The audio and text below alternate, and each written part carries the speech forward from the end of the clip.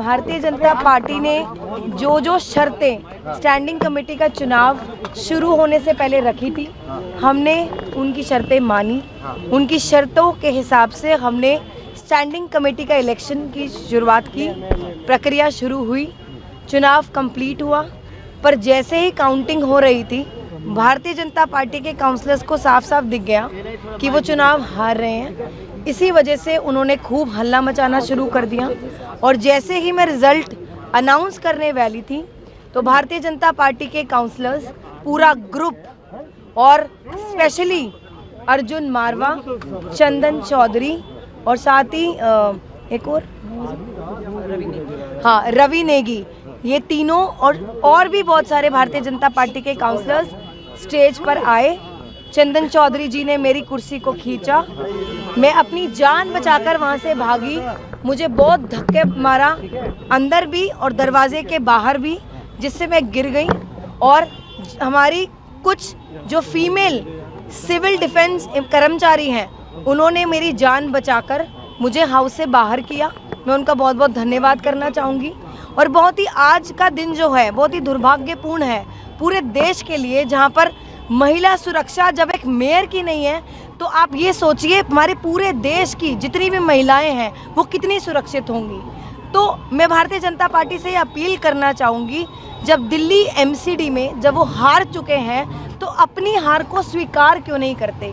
पिछले 2.5 महीने में पहले चुनावों को टालते गए, जानबूझकर हंगामा करते गए और सदन को गैर कानूनी तरीके से, असंवैधानिक तरीके से चलाते रहे। पर अब जब मेयर और डिप्टी मेयर आम आदमी पार्टी का हो गया है, तो अब उनके पास और कोई चारा नहीं है। तो हर बार, ये दूसरी बार है स्टैंडिंग कमेटी का जो आज चुनाव था, हर बार उसमें हंगामा किया। पिछले चुनाव में तो बैलेट बॉक्स को बाहर फेंक दिया, बैलेट पेपर्स को फाड़ दिया और खूब हंगामा करा। और आज जो किया वो बहुत ही शर्मनाक है। तो इसीलिए आज मैं पुलिस स्टेशन FIR दर्ज करवाने आई हूँ।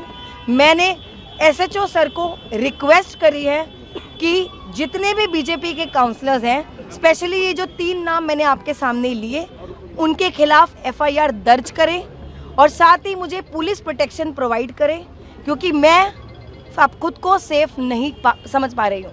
क्या ये नामजद आपने कंप्लेंट दी है या फिर सभी काउंसलर्स के खिलाफ ये कंप्लेंट? देखिए, पूरा ग्रुप था, 3 तो मुझे बिल्कुल साफ साफ दिख रहे हैं, बाकी वीडियो फुटेज में सबकी फोटो आ रही है। आप उस वीडियो से सारे बीजेपी काउंसलर्स को देख सकते हैं कैसे स्टेज पर आकर दे दिया सर मैंने नाम। कल कमिश्नर से भी आप मिलेंगे? जी, मैंने रिक्वेस्ट करी है कि मैं मीटिंग चाहूँगी उनसे और मैं उनसे इस पर चर्चा करूँगी। हमारी कोई पुलिस से लड़ाई नहीं है, ये कोई हम पुलिस यहाँ लड़ने भी नहीं आए हैं।